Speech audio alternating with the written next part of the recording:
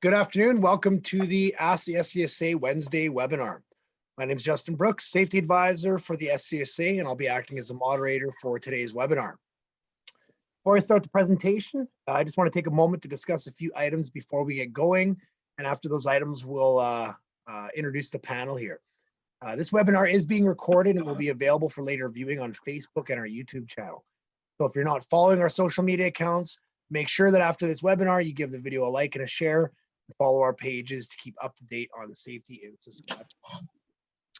As I already said, my name is Justin Brooks, Safety Advisor for the SCSA, and I'd like the panel to kind of introduce themselves. We'll start with you, Mike.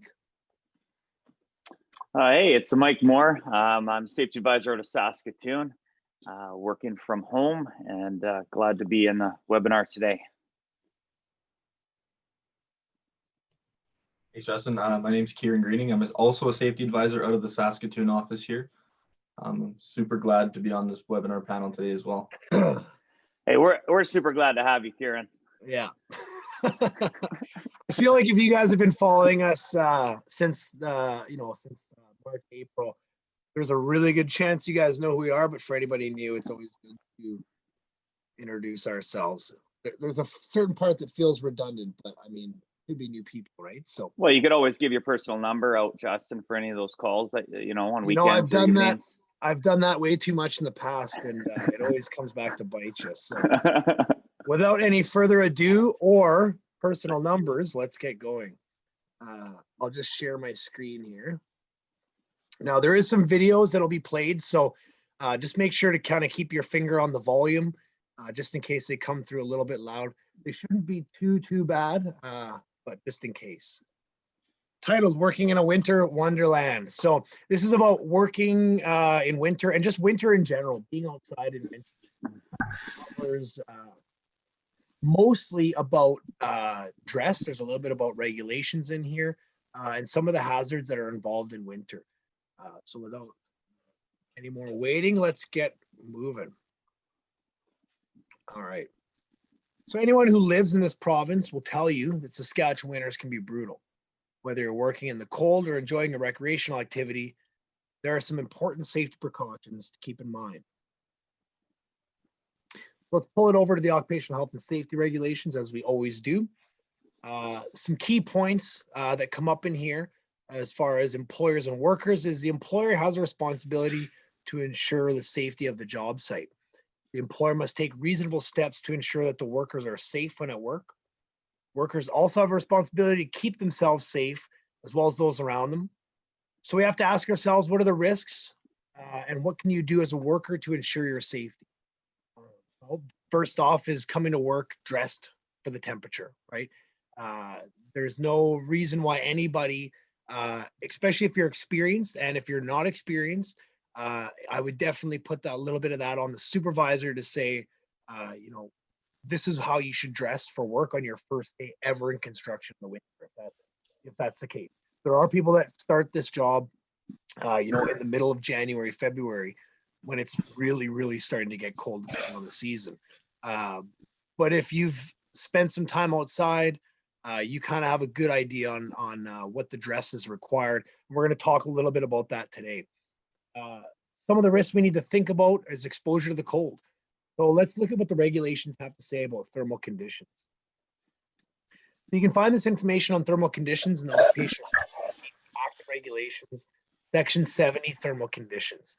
So this is a really important section with a lot of important information. However, we're going to primarily focus on Regulation 73 and 4. So let me just zoom into that here. Where it's not reasonably practicable to control thermal conditions or where work is being performed outdoors, an employer, contractor, or owner shall provide and maintain measures for the effective protection of the health and safety of workers and the reasonable thermal comfort of workers. So, for example, where it says in 3,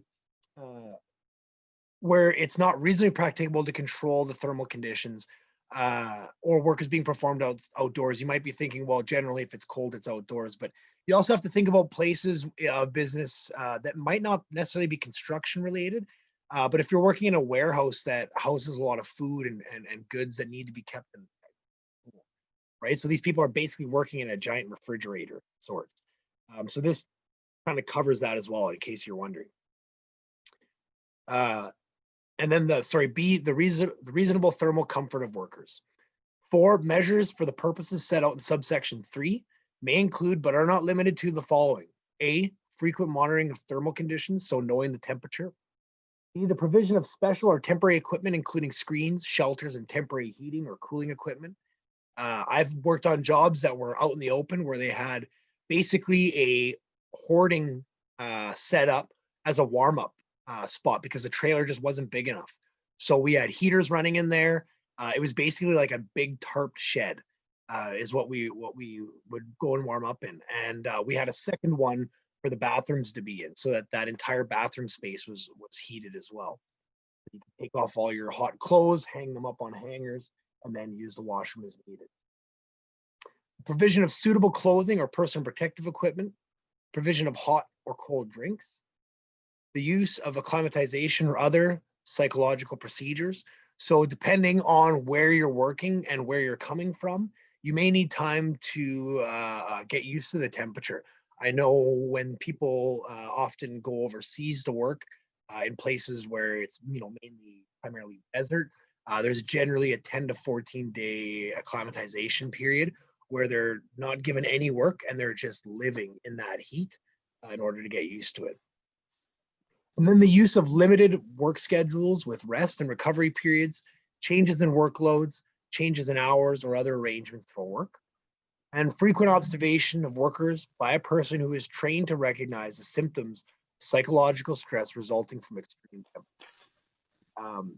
Extreme temperatures is something that we're not necessarily covering in this, and there would be a little bit more that goes into it, because if you're my mom, extreme temperatures are when it hits like -15. She's already complaining that it's too cold out. So we're not going to necessarily touch on that in this. That's a separate piece altogether.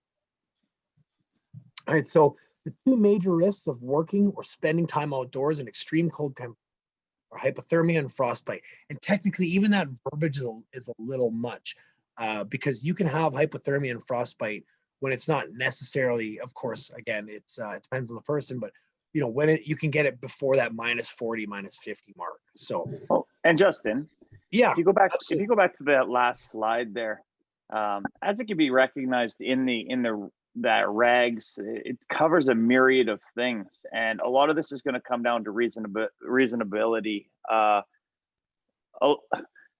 You can't use the regulations to necessarily get out of working because we live in Saskatchewan, Canada. So we know that if I get out and I get a construction job and I'm going to be framing, or I'm going to be doing something that's primarily, like, a lot of it's done outside, outdoors, that because I get some discomfort, that doesn't necessarily mean that I go to the regulation, I say, oh my goodness, it says somewhere here, I'm pretty sure it says that because I'm discomforted that I can't work. No, there's a lot in here that really shows you, okay, as long as things are reasonable, that we need to get to work, but there has to be processes and procedures and the right equipment like PPE and that in place so we can do our work. I've done some work in some nasty temperatures with wind blowing across the highway, and I'm laying underneath a truck working on stuff and that, but I took breaks, right? And I got out of it. So I had for that scenario, I had the right things in place that I could still do the job, but not, like the next slide, hypothermia, frostbite, stuff like that wasn't setting in. So, but I was riding the line, it felt like, let me tell you. Yeah, no, and you're absolutely correct. I mean, there was a circumstance, actually, the same job that I was talking about, where we had the hoarding shed built and the hoarding of the bathrooms and everything. One of the things, this is a job we did out in White City. One of the things was we were out kind of in the middle of nowhere, and as the wind blew across, it was unbelievably cold that winter. That was the winter. I can't remember how many years ago the job that we worked on was, but that was the year we got like six feet of snow, kind of similar to what Saskatoon has going on right now. It was unbelievable, and we didn't even have steel set up yet. So we were at the point where there was no cover. You couldn't even hide behind a column to shield your face from the wind. So what our boss did was, in order to just maintain, because we couldn't get the CSA approved, like snowboard goggles, essentially cover our eyes, he ended up getting us some smoggles that had a strap and then had the gasket around the eyepiece to keep our eyes from freezing. So that we could, bundle right up. We had our hard hat liners in and a face mask over top, and then you kind of bundle that all. And then with these glasses, it kept your face from freezing, because I was in the middle of nowhere shooting elevations for a track hoe, so you're just standing there. You're not even really moving. So I'm dressed in layers. I got my -100 baffins on, and then with these smoggles on, it was perfect. I was very content being able to stand out, and it's minus, 40, 43 with the wind chill. It's not nice, right? So you're absolutely right. Looking at the regulations here isn't like, oh, hey, it's cold out, my boss has to buy me a whole new winter wardrobe. It's there's a certain degree of responsibility that falls on the workers, as it's said on the regulations, to keep themselves safe. They have When you get creative, you absolutely get creative, like you're saying, with stuff like I've always had, especially when there's risk of getting wet, like with your gloves, stuff like that in the winter. There's always a set of gloves sitting on the dash of the truck, if the truck can be running at that time. If it's cold out, it typically is running to keep, and there's heat blowing right on it, trying to keep a set of gloves warm and dry, and you're just flopping them out every time you can. Yeah, absolutely. There's lots of things to do. Yeah, 100%. Yeah, absolutely. And as we get into this a little bit more, we start talking about those layers and how important those are to keeping yourself warm. Hopefully this will give people a little bit more insight, because there's certain things, you learn from the tricks of the trade. You got that diesel truck, it's running. I've even had where I've taken extra gloves, and then we ended up pumping water in a basement. Everything got wet, and we had a trailer to keep stuff warm, but you couldn't heat up your gloves. So I actually ended up talking to the track hole operator, and, hey, can you throw a couple of these pairs of gloves in your cab and warm them up for me? Yeah, no problem, man. And, so you get creative when you're on site, especially in circumstances where it's cold, right? So, all right, so we'll move on to a video now. This is on how hypothermia kills. So, it's about 3 minutes. Hypothermia. It's something you see all too often in movies starring Leonardo DiCaprio. But what is it exactly? And how does it really happen? Our body is always trying to maintain a balmy temperature of around 98.6 degrees Fahrenheit, or 37 degrees Celsius. Hypothermia occurs when our body loses heat faster than we can produce it. And hypothermia doesn't only strike sinking ship victims and 19th century fur trappers wandering in the wilderness. Studies estimate that about 1,500 Americans die of accidental hypothermia each year. In fact, exposure to the cold is responsible for twice as many deaths as heat exposure annually. Young children and the elderly are especially vulnerable. So why is hypothermia so dangerous? Most heat loss occurs when unprotected surfaces radiate heat away from the body. In addition, wearing wet clothes makes heat loss even worse. And wind chill can quickly escalate the situation because it strips away the thin layer of heat on the skin's surface. As your temperature drops, your body and brain fire back. Your thyroid and adrenal glands release a flood of hormones that boost your metabolism, heart rate, and blood pressure.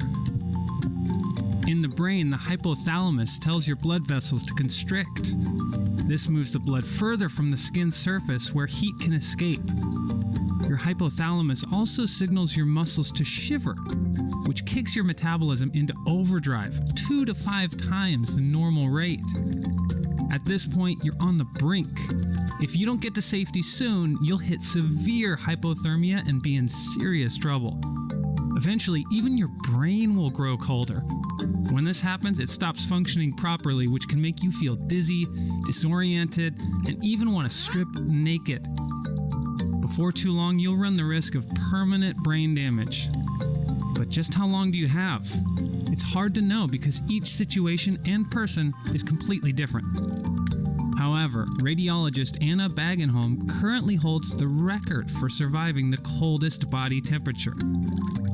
After a skiing accident, she endured 80 minutes in freezing cold water, her body temperature had plummeted to 56.7 degrees Fahrenheit, or 13.7 degrees Celsius. Hopefully that never happens to you, but here are some tips for treating hypothermia with several safety measures. Immediate first aid.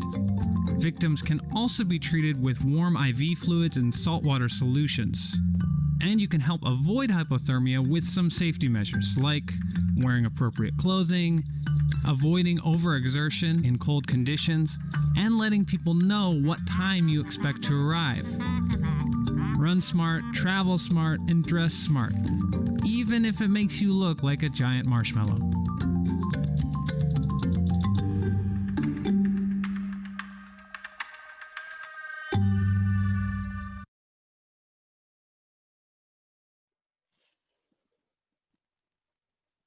So that's hypothermia.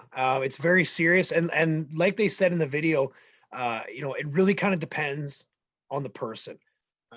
There's a gentleman named Wim Hof, and for anybody that's familiar, he has developed a way of working in the cold and being in the cold. So he doesn't even wear any clothes, and he goes on these hour-long hikes through the woods, and there's a lot of people that come with him that do this cold exposure, and it's not minus 30 outside, but he's developed a way to do all these crazy feats. They kind of go against the laws of being human in the cold just by the way he's developed his body and slowly pushed his body. Mind you, we're not all doing that, right? So it is very dependent on the individual. I've seen people go into hypothermia and kind of move into the black with hypothermia and just start aimlessly walking. And it really does slowly start to affect the brain. So it can be very, very serious, and you have to keep an eye on people that could be succumbing to that. All right, so signs and symptoms of hypothermia. So we kind of went through a little bit of this in the video. We'll just kind of go through it once more. Is what to do. So gently move the person out of the cold. Insulate the individual from the cold ground. So this is important, right? Don't let them be laying on the ground, sitting on the ground. Try and get blankets underneath them or something, and then blankets on top if you can. Gently remove the wet clothing. And they say gently because you don't want to damage, and we're going to go through this next with frostbite. If they do start feeling frostbite, you could actually start damaging skin by being too rough with it. Replace wet things with warm, dry coats or blankets. If further warming is needed, do so gradually. For example, apply warm, dry compresses to the center of the body, neck, chest, and groin. The CDC says another option is using an electric blanket if available. If you use hot water bottles or a chemical hot pack, first wrap it in a towel before applying. Again, this is to deal with frostbite, and you don't want to damage skin by applying large amounts of heat directly to the skin. Offer the person warm, sweet, non-alcoholic drinks. So, some warm tea or coffee, or even just warm water. Begin CPR if the person shows no signs of life, such as breathing, coughing, or movement. This is something that would be discussed further within a first aid CPR class.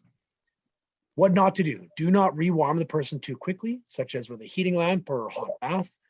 Don't attempt to warm the arms and legs. Heating or massaging the limbs of someone in this condition can stress their heart and lungs. Don't give the person alcohol or cigarettes. Alcohol hinders the rewarming process, and tobacco produces products interfere with circulation that is needed for rewarming. Hypothermia can be fatal, a fatal medical condition if it's not hospitalized. If you believe someone is suffering from hypothermia, take them to the hospital immediately. All right. And that's weird. Let's see if this is going to work for me. All right, we'll do it this way. For some reason it failed, but that's okay. We'll just go this way. Baby, it's cold outside, and Jack Frost is nipping at your nose. And before you know it, you can't feel your nose, or your fingers, or your toes. And as the numbness sets in, some seriously dangerous stuff is happening inside your body. Seasonal Science brings you Frostbite in 4 easy steps. Step 1. As the temperature drops, your fingers, toes, nose, ears, and cheeks get cold and numb. Why? because your body kicks into survival mode and reroutes blood from your extremities to your more important parts to fend off hypothermia. But without blood to warm them, your fingers, toes, nose, ears, and cheeks are, quite literally, left out in the cold. Step 2. If you stay out in the cold after this point and temperatures are low enough, ice crystals begin to form between your cells, literally inside your body. This draws out water and dehydrates the cells, and at the same time, oxygen in these areas is in short supply. Suffice to say, ice crystals, dehydration, and lack of oxygen don't really jive with keeping your cells or your capillaries very happy, or alive for that matter. And the overall damage can be pretty bad. Step 3. Once you get wise and get yourself inside, it's not quite over. The rewarming of frozen tissue creates a whole host of issues. As blood starts to flow again, tissues undergo what is known as reperfusion damage. This causes inflammation and excess fluid and blood to pool and clot, which, if they weren't already in a bad state, makes cells, capillaries, and tissue very unhappy. Step 4. If it's really bad, you can end up in a hospital and may suffer major damage to muscles, tendons, and even bone. But even if you think you dodged the worst of it, just wait. It can actually take weeks to months for frostbite damage to reveal its true extent, with some tissues recovering slowly and some taking their time to kick the bucket. There's even an old adage: frostbite in January, amputate in July. So do yourself a favor this winter, and when you start to feel that nip, tell Jack to hit the road and get yourself inside where it's nice and warm.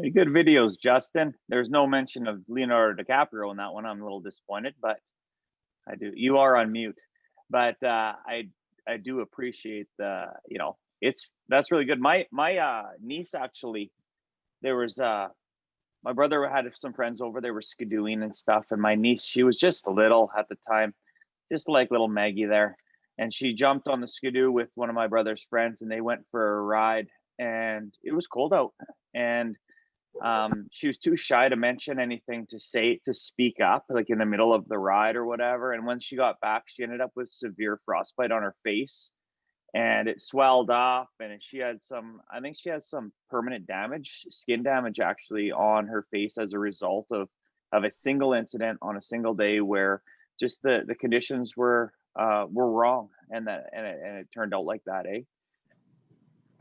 It doesn't take much. Anybody that, I think we all went through this. Mom and dad say, put on a toque, put on a scarf, wear ski pants. You get, at least with me, you get around the block, and all of a sudden the scarf is coming off. It's being shoved inside the jacket, and because, you got to look cool, right? And I ended up getting some pretty minor frostbite on my earlobes, and that was enough of a learning lesson. I think I might have been like 12 or 13 or something like that. And that was enough, because, you realize how painful that is. And looking warm is, in my opinion, way better than looking cool. And the products that they're coming out with, man, it's not the early 90s anymore, right? You actually do look cool in some winter stuff now that they have coming out. So, man, looking warm is way cooler than looking cool. Yeah. Yeah, exactly. Couldn't agree more. All right. So when it comes to mitigating the risk for cold, is dress for the weather. Dress in layers. We're going to talk about that coming up next, actually. Wear a hat or headband and mittens, possible gloves if not. Take warm-up breaks. Stay hydrated. That's really, really important. The body uses a ton of water to keep warm. And I don't know the exact figures. We could probably get those before the end of the webinar. But the body uses a ton of water to stay warm. So, and people don't realize how much they're actually sometimes sweating underneath their layers, especially if you're wearing a good first layer. They don't realize how much they're actually sweating because they don't feel necessarily wet. So that's something that's really important. Don't smoke. This affects your circulation. Do not drink alcohol or use drugs. And as an important note, that some medical conditions may make it more difficult to realize signs of hypothermia or frostbite. Part of mitigating that risk is how you properly prepare for the cold weather. So let's take a few minutes and go through the 3 layers for working outside. So again, a nice, oh my goodness, these just worked this morning. I don't know why they're not working for me now. Oh, that's okay. I've got to work around.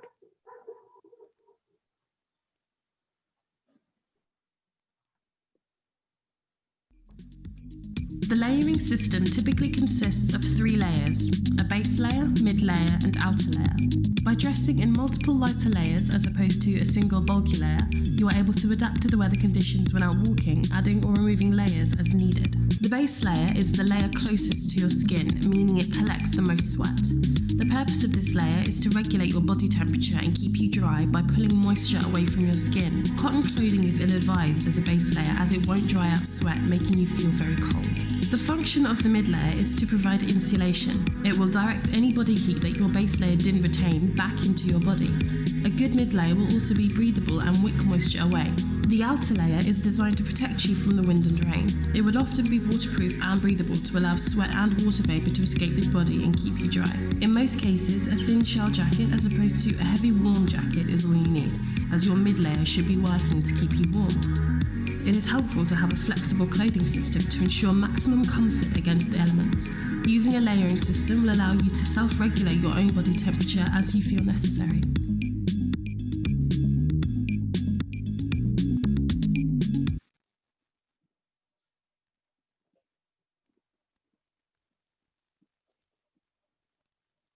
There we go.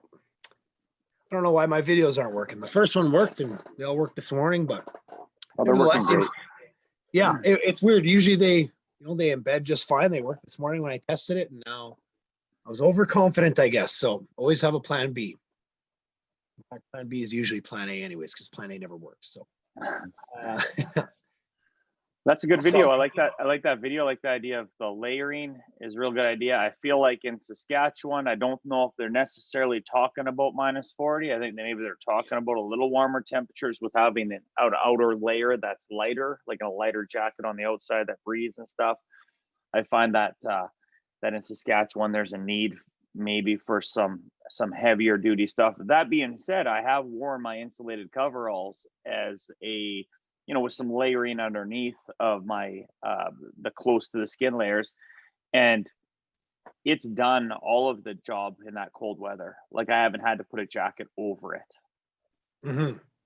Yeah, it's and it kind of depends again, like on the individual, on the type of work. Where we're going to go through some of these, but there are some outer layers that actually they have a mid layer tied right into them. So the reality is, as long as you're wearing a good base layer, you wear that one outer jacket, it's fine. I, for one, could never wear like winter coveralls, the onesie. I could never do it just because I would overheat, and then you unzip it to get some of that cool air in there. Then you get really cold, then you zip it up, and next thing I knew, within 3 weeks, 2 weeks, for sure I was sick. Because I just could not regulate my temperature good enough. So I always found 2 pieces. That way I could strip things off. But in some circumstances, if it's cold enough, 100%, sometimes a nice pair of bibs that, have some side vents and stuff that you can slowly regulate your temperature is a little bit better. So now that we've gone through that, so we're going to talk about that first one, that base layer. So the base layer is the first layer that sits directly against your skin. The base layer has 2 main functions. It's to regulate your body temperature and to wick away moisture from the skin. Base layer is your first layer of protection against the elements and will provide a small amount of warmth. A base layer should also wick or transport moisture or sweat away from the body. This will help to regulate your body temperature, as any moisture buildup can draw warmth away from your body. Cotton clothing is a no-no as a base layer. Cotton will soak up any moisture that may build up but won't dry out, making you feel very cold. If you're taking part in more vigorous activities such as cycling or running, for example, then wearing a base layer by itself might be suitable. That cotton, wearing cotton over top of a base layer being a no-no, it's actually a really, really big no-no because it won't dry, it won't air out. So what will end up happening is it'll just trap that moisture, and between those layers, I've seen people wear like a cotton long sleeve over top of their base layer. Then they have their mid layer and their top layer, and it's like saran wrap between your skin and that mid layer, and it just stays soaked. It never airs out because it's not going to dry fast enough. So when it comes to those materials, we have a wide range of fabric options, including synthetics and polyesters and nylons, natural fabrics like merino wool and silk. Though there are suitable differences in wicking and drying for each material, the odor retention and durability, a lot of people go with their personal fabric preference. It's just whatever you prefer. So it's good to try a few different ones. When it comes to the weights, your options are straightforward: lightweight, midweight, and heavyweight. But you might also see things like ultra lightweight. And at one end of the spectrum, it's not really a term that's used a whole lot. It's just, in general, the heavier, the thicker fabrics might keep you warmer, but that's not really what the primary purpose of a base layer is. So when it comes to that base layer, there are 3 key considerations in choosing one. We touched a little bit on that last slide. So the first thing is the material matters. Fabric is your most important decision. So whether you do go with a synthetic or a natural one, you need it to wick well. And this is something that, if you go to a store, any one of the outdoor stores to buy, which I suggest, because that's where you're going to get the higher quality of clothing. And that's where people work that have a really good idea on, hey, what activity are you doing? They can really set you up. You pay a little bit more, but you usually end up getting a better quality out of your product, and your money goes a little further. Weighty decisions. So it's pretty much lightweight, middleweight, and heavyweight with thicker fabrics, laying down just a little bit extra warm. Keep in mind, this is all dependent on what you want to do. And then your fit factors.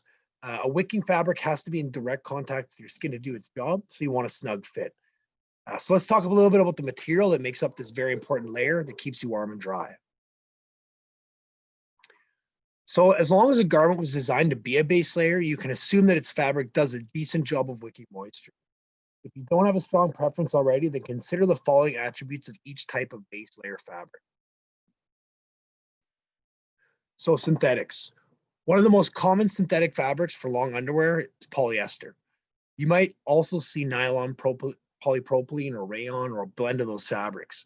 Fabrics that include spandex offer comfortable stretch and can fit snugly without feeling constrictive. Synthetics have the following characteristics. Super dry. Synthetics excel at wicking and dissipating sweat, so they give you the driest feel of any type of fabric. Durable. No base layer is invincible, but if you're looking for your most durable option, though, these synthetics are some of the best. Odor retention. Some synthetics add a finish that inhibits a buildup of odor-causing bacteria, which helps. If you're going to be going multiple days between washes, it helps to have a little bit of tolerance for that stinkiness. I've been in some outdoor situations that have required that. So, as far as working, you buy a couple pairs, 4 or 5 pairs of these, of each, tops and bottoms. You can switch them out. They're going to last longer. It's a little bit more expensive right off the get-go. But as you spend a year or two, a couple of winters wearing these, as one pair breaks down, you slowly buy another pair. You're investing in something that if you're really going to be doing this as a career for the rest of your life, working outside, this is something that it's an investment, but it's a worth investment. All right, so merino wool. This is one of my favorites. This is not your grandparents' itchy woolies. Merino wool has almost completely replaced traditional wool thanks to its soft, ultrafine fibers. Wool can also be blended with other fabrics like spandex to enhance the fit and flexibility. Merino wool has the following characteristics. It wicks well. Some moisture in wool is retained in its core, which won't chill you, but wool will also not feel quite as dry as synthetic fabric. It will also take longer to dry when it gets wet. Cools too. This is one of my favorite parts about merino wool, is that the moisture in the core of its fibers releases when temperatures heat up, which can offer a little bit of cooling in warm weather. Moderately durable. Wear it under other layers and enjoy a long and happy life together. As a standalone top under heavy pack straps, it won't last as long because the constant rubbing on those straps, and this goes for tool belts too that have the straps, the rubbing can wear through the fabric. You can also opt for a base layer that blends synthetic and wool for increased durability. That is a really good choice, especially for the shirts that have a synthetic and merino wool blend. Personally, me, I really enjoy the merino wool socks, even in the summertime, especially if you're walking long distances. They offer that padding that protects those hot spots, but also a cooling effect. They keep your feet nice and cool. Odor free. Goes for socks and the whole 9 yards. Even if you don't believe the wool fanatics who report endless days of sweaty wear without discouraging whiff, it's absolutely true that the wool is highly resistant and naturally resistant to odor-causing bacteria. I can't stress this enough. It really does. After a few days of wearing, the same 3 pairs of socks and switching them out, they don't stink. It's pretty amazing. Silk. Silk's legendary softness believes that the fact that is a viable base layer option for low-key activities. That's an important thing, low-key activities. Like an easygoing fall hike or an evening concert outdoors. Sounds like a good weekend. Silk has the following characteristics. Moderate wicking. You don't push your heart rate out of the target zone, you should be fine. Some silk underwear has an added finish to improve wicking. Suppleness. Invariability available as a lightweight option. Silk slips easily under other layers, and the flip side is it's not especially durable. That's the unfortunate part. Odor retention. Silk is not naturally odor resistant, so it needs to be laundered every time you wear it. So the weight. It's something that you don't necessarily have to overthink, but you do need to consider both your metabolism and activity level. If you're always the cold one in your group, then go with the heavier weight. If you're training for the Olympic Nordic ski team, then go with the lighter weight. So your 3 basic weight options are lightweight, which is for moderate cool temps, middleweight for cold temps, heavyweight for below freezing. Again, these aren't necessarily designed to keep you warm. They're more designed to keep you dry. But if you're going to be constantly in the cold, you might want to go with the heavyweight. You might also see that ultra lightweight or featherweight or other similar descriptors. Those happen when brands try to push the envelope on the light end of the fabric spectrum. On the heavier side of things, you might see stuff like expedition weight. Remember too that your base layer's main job is that moisture management. So I can't stress that enough. So Justin, on that, there's a really interesting to actually get something that makes sense. Not just have a base layer, but have something that makes sense for you as a base layer. Like for me, welding and stuff, when I'm welding and that, if I put a synthetic fiber on my skin and I put like, if it's a heavy synthetic or something like that, where I know if molten metal comes against that, I'm essentially putting a pool of molten plastic on my arm at that point. So it's a really key consideration for a welder. So every person and everyone's going to have something absolutely that's specific to their needs. The other aspect that I like or that I think is really important is like, if you don't shower daily or you don't wash your clothes, like it probably will stink no matter what. So those are also, probably encourage people to wash your clothes, wear it once, especially a base layer, wear it once, wash it. It's like your mom tells you wash your underwear. There's a reason. Don't need to really get into the science of it. It's the same thing with a base layer. Probably wash that stuff every time you use it for sure. Yeah, I couldn't agree more. If you have the option, and this was when we started talking about doing this PowerPoint, it was half for work, half recreational. So yeah. There are people, believe it or not, that do winter camping. I've done a lot of it. And when you have a pack, for 3 or 4 days that's full of wet socks, you don't want to open that compartment sometimes. And but you need to open it every time you put something in it. So when it stinks a little bit less, not gonna lie, it's kind of nice. And especially you want to pack a little lighter and grab 3 pairs of socks for 4 days. It helps if it keeps the smell down. But I couldn't agree more. If you have the option, wash your stuff. Your coworkers don't like if you're just like, yeah, I'm trying to conserve water by not washing my clothes. Not a viable reason either. Exactly. I'm trying to save money on toothbrushes too, so I only brush them once a week. All right, so we got a nice little picture of Mr. Tom Holland here, and that's the show on the fit of your base layer. So it needs to be able to wick sweat efficiently and effectively. So your next to skin layer needs to be actually next to your skin. So a comfortably snug fit everywhere is your goal. So don't rely solely on the marketing terms like athletic fit. Make sure you try it on. Be sure. Now, a lot of stores aren't going to let you try on a compression shirt, but still. Some people prefer a loose fit in the warm weather base layers. It's like for the heavyweight stuff. The logic is that they're going to enjoy better air circulation and cooling. With a loose fit, you sacrifice wicking efficiency. So wicking in all parts, right? How it sits underneath your underarms and the taper to your lats into your chest and that kind of stuff, right? So you may have some like not necessarily pooling, but some spots that aren't getting wicked properly. In addition, some warm weather base layers spread sweat around over a large surface area, which cools a large area when evaporation takes place. So as it wicks, kind of like it's like taking a dropper on a Kleenex or a piece of toilet paper, it spreads out, right? It kind of soaks up into everywhere. So it's a larger area, so it dries faster. So it doesn't completely soak one spot. So I got an issue with the fit thing here on the base layers. I bought some really high-end base layers before, and like I bought the onesie. Hey, I bought the big onesie that it goes from, with it has a flap on it, everything like that. It's all designed for working and all. You know what? Maybe when I bought it, I didn't, focus on the care and the washing and the stuff of it. But they totally shrunk awkward where it almost got bigger in the crotch area around there. But then when I put them on, it's like I'm wearing a tight capri, and the arm cuffs almost up to between my elbow and my wrist. And I just wrecked them, and they were like over $100, I think, for these things. And they're really supposed to be this high end stuff. Next thing you know, they're the most uncomfortable thing I ever wore in my life. And I look like a Teletubby, I'm sure, when I'm just wearing them.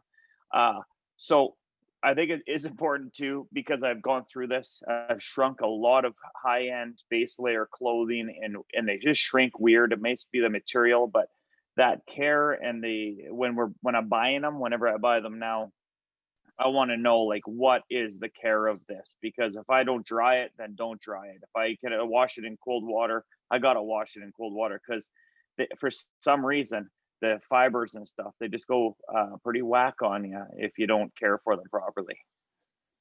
Yeah, especially when you have like those stretchy materials like those rayons and spandex, even wool.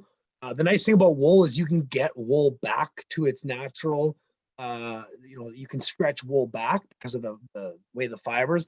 A lot of those synthetics is once they shrink, it's like it's done. There's no getting it back. There are some things that I've read where you can use actually like a baby shampoo, like a no tears shampoo, and you soak it in there, and then you wash it and you hang dry it, and it's supposed to stretch back. It's best, like you said, follow the directions, right? Yeah, because you don't want to waste your money, because the high quality stuff is not cheap. It's not cheap at all. All right, so the function of a middle layer is primarily to provide insulation. A mid layer will direct any body heat that your base layer didn't retain back into your body and help stop cold air passing through the body. A good mid layer will be breathable and also wick any moisture from the body, so as any moisture trapped in the base layer is transported out to be evaporated. Micro fleeces, merino wool tops, soft shells, and thin insulated jackets are popular mid layers. A thin fleece or merino wool top could be worn during milder conditions.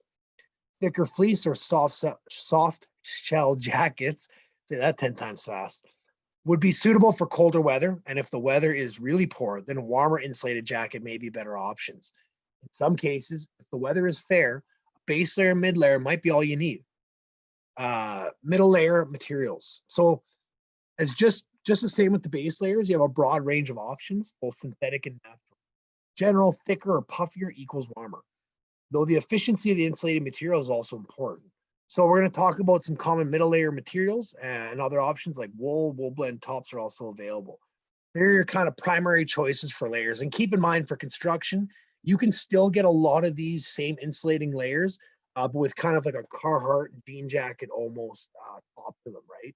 To help protect the jacket itself. So down insulated jackets, I love these jackets. I do have some issues with them. I like them because they are highly compressible for easy packing. The down offers more warmth for its weight than any other insulating material. The efficiency of down is measured in a fill power, so from 450 to 900. In general, if you're layered up, a fill power of like 600 is going to be a lot. It's great.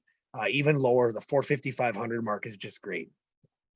Because down is always inside a shell material, down jackets also offer some water and wind resistance. This is the big drawback, though, to down, is that it loses its insulating efficiency when it's down. So if you sweat through it a lot, if you're just using it for that mid layer and it doesn't have any way of protecting itself on the inside, and it's wicking directly in and soaking up, or it gets a heavy rain on it, it's not going to insulate very well at all. The synthetic insulated jackets. Synthetic insulations have long tried to mimic down's efficiency, coming closer to the standard every year. And while synthetics don't compress down as well, they're a popular option for rainy conditions because they retain insulating ability even when they get down. And like down, synthetic insulation is always inside a shell material that offers added water and wind resistance. So a really popular one is the one pictured, the Snug Packs. These are made in the UK. These are fantastic jackets that offer that synthetic fill, and they're, that for that mid layer, especially if you're wearing a good top layer. I've been out, minus 40, minus 50. I know other guys that have these jackets that have been extremely warm. Then your outer layer, so your rain and wind protection. The outer layer or shell layer protects you from wind, rain, and snow. Shell ranges from pricey mountaineering jackets, which are extremely pricey, to simple wind-resistant jackets. Most allow only some perspiration to escape. Virtually all are treated with a durable water repellent, or you might see it as an acronym, DWR. The finish is to make water beat up and roll off the fabric. Your outer shell is an important piece in stormy weather because if wind and water are allowed to penetrate the inner layers, you can get seriously chilled. Shells can also be lumped into the following categories. So first we have the waterproof, breathable shells. Your most functional and expensive choice. This type of shell is your best option for full-on rainy and snowy conditions. Generally pricier equals drier, although higher price shells are often more durable as well. So they usually end up lasting a little longer. Then you have your water-resistant, breathable shells. These are more suited to drizzly, breezy conditions and high activity levels. They're more affordable than waterproof, breathable shells. They're typically made of tightly woven nylon and polyester fabrics that block light wind and light rain. Again, you don't want to be caught in a monsoon with one of these, but they are going to protect you a lot against the elements. Soft shells. These emphasize breathability. Most feature stretch fabrics or fabric panels for added comfort during aerobic activities. Many combine light rain and wind protection with light insulation, so they in effect combine two layers into a single jacket. As you can see, the fleece around the neck, it's somewhat like a mid layer as well as an outer layer. Now you have your waterproof, non-breathable shells. We've all spent some time on one of these, especially as a kid. These bare bone shells are okay for rainy days with light to no activity. So maybe fishing or spectating, or maybe standing with a sign on a highway or something, or at a construction site. They're typically made of a coated nylon, which is water and windproof. If you exert yourself though while wearing one, you'll probably end up saturating your underneath layers with bleach. Heated clothing. So heated clothing as an outer or mid layer has now become a viable option. You can buy all different types of jackets in a heated option. You can even purchase gloves, hats, socks that also have that same heated option. I've heard a lot of people really enjoy these, especially if they're in some pretty extreme temperatures. They can turn them on, turn them off to heat their body up when they're not moving. All right, so we're going to move more into the construction side of things. We have about 10 slides left and a few minutes for discussion. So hoardings are in a closed space with artificial heat present. Normally, tarps are used to completely enclose a small or large area so that artificial heat may be presented and kept in the space. Hoardings are a great way to keep workers and materials warm during the cold winter months. They're sometimes even used to heat the ground for excavations. It's very important that entrances and exits are marked and clearly lit, as well as ventilated inside these. I've spent hours and hours inside of hoardings, and there's a lot of things that seem to be overlooked or underlooked even because you're in an enclosed space and no one can see you. Having those clearly marked entrances and exits, keeping it well lit is a really important part to doing a good hoarding.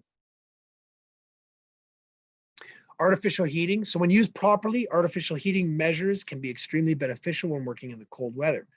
There are risks involved when not properly set up and exhausted. For more information on heating and hoarding, see the SCSA Wednesday webinar titled Winter Prep, Heating and Hoarding from September 16th. The traveling in winter. So there are many dangers associated with the travel on a clear and sunny day. Add frigid temperatures, reduced visibility, and driver capability. You have a recipe for disaster. So what can you do to protect yourself and your passengers while traveling in winter weather? So plan your route and at least one alternative route before you leave. Call someone and tell them where you're going when you plan to arrive and what your routes are. If they don't hear from you, they should contact help. Watch for distinct landmarkers while driving. So if you do need help, it'll be easy to pinpoint your location. So these include like, dilapidated houses on which side of the highway and which direction were you facing. First responders that know the area will more than likely know what you're talking about. Dress in layers for the winter weather, as we discussed earlier. Have a winter survival kit in your vehicle. Have a cell phone and charger, and ensure your phone is charged before you leave. All right. To help an emergency situation, you should have the following in your vehicle at all times in the winter months. Warm blankets and blankets. Have a few. First aid kits, matches or windproof lighter, some candles, pylons, a shovel, some booster cables, some rope, knife, flares, emergency food and water. The flares are really important if you're working somewhere that's really remote. If you're working on the side of the highway, it might be nice to just have a light, especially if you need some extra batteries or if it's one of the crank lights. That's so that people can make sure they can see you on the side of the highway if something happens. And of course, your location is going to determine what you actually have in there and how much of it that you have. The cold weather is not just dangerous to our bodies, but also to the environment around us. Prior to and during inclement weather, plan for delays. This can include site shutdowns, workers unable to arrive at work on time or at all, and delay in shipping and materials. Seasonal affective disorder is a condition that affects certain people at certain times of year. Usually this happens in the wintertime. Seasonal affective disorder has been thought to be directly linked with limited sunlight exposure. Signs and symptoms of seasonal affective disorder can include, but are not limited to, oversleeping or insomnia, fatigue, overeating, decreased appetite, suicidal thoughts or feelings, social isolation, unpleasant feelings such as guilt, worthlessness, helplessness, agitation, difficulty concentrating, anxiety. If you believe that let me start that again. If you or someone you know is dealing with seasonal affective disorder, or you believe that they are, see a doctor or mental health professional as soon as possible. So ensure that symptoms are not prolonged. So again, here is the suicide prevention hotline, which is available 24 hours a day for calls and 4 p.m. to 12 a.m. text. Mental Health and Addiction Services Saskatoon, number is there, 1306-655-7777. And the Canadian Mental Health Association in Regina, 1306-525-9543.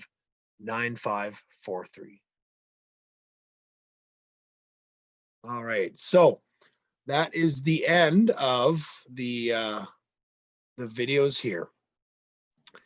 So I do have some questions here that I wanted to kind of talk about a little bit. Kieran, I'm going to throw you the first one here, if you don't mind. Sure. We kind of talked about what companies have done when it comes to dealing with that cold exposure. Are there ways companies can kind of monitor cold temperatures? And like, what are they doing while they're monitoring? Like, as far as monitoring, do you mean? Yeah, like checking the temperature. Like, are they like certain areas, or are they keeping the radio on? And kind of what are they doing about that monitoring? Like, scheduling work and stuff. Companies can do lots of different things when it comes to monitoring temperatures, ensuring that workers are prepared. If you in your morning meetings, even the previous days, talking about wearing warm clothing, wearing appropriate stuff, bringing extra layers, like Mike and yourself talked about earlier, extra gloves. You could bring any sort of things, but what companies can do is inform workers what they need and let's say a worker shows up in something that's not appropriate, send them home to get their stuff, just because you don't need that added risk of injury. Yeah, absolutely. And we had kind of touched on, again, like how to dress and stuff. I would assume this would probably be a good time to bring it up. Like our hoarding and heating webinar was in September. So I would say it's probably a good idea, September, October, like, hey, starting to get cold out. We're still working 410s. We're still working 5/8s, whatever the case is. We're still working Saturdays. You guys need to dress for the weather. This is what we're looking at. I know on certain jobs under certain superintendents that I've worked under, on Friday, we would start looking at what the temperature is going to be like next week. It's part of the job planning process. It's part of saying, hey, we're ordering concrete. We're going to be ready for concrete on Tuesday, but Wednesday, Thursday is supposed to be minus 46. Friday, all of a sudden we're going to get a drop. It's going to be minus 20.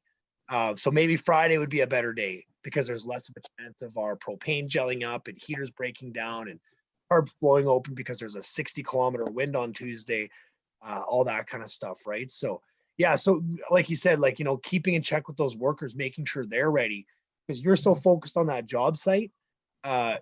There also needs to be that shift in focus to saying, part of that job site is the workforce, making sure that they're not totally left alone, because some people just don't have the experience to say, like, hey, even though it's going to be really cold out, so I brought my onesie, but I'm going to be working in a hoarding.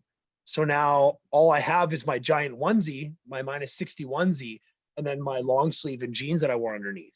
Well, it's minus 12 in the hoarding.